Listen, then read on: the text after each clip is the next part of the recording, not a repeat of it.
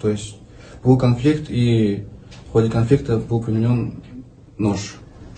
Я не осознал, что я делал, был в шоковом состоянии, у меня был с собой нож, но я этот нож взял со своего, с квартиры, когда я домой зашел с братом, чтобы я с квартиры этот нож взял. Был в шоковом состоянии, адреналин, все такое, и в ходе этого конфликта я применил нож. Всем ассаламу алейкум, всех приветствую. Сейчас буду говорить на русском, так как ситуация произошла на территории Российской Федерации.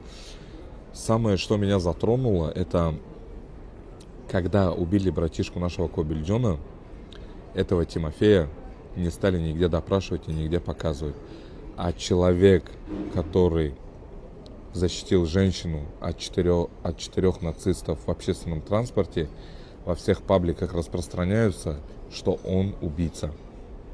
Да, я не говорю, что это хорошо. Свои эмоции нужно везде сдерживать. И это плохо, что произошел такой казус. Но хочу сказать в свою очередь, что мы живем в многонациональной стране. Братья, пожалуйста, давайте будем думать о своем будущем, о своей семье.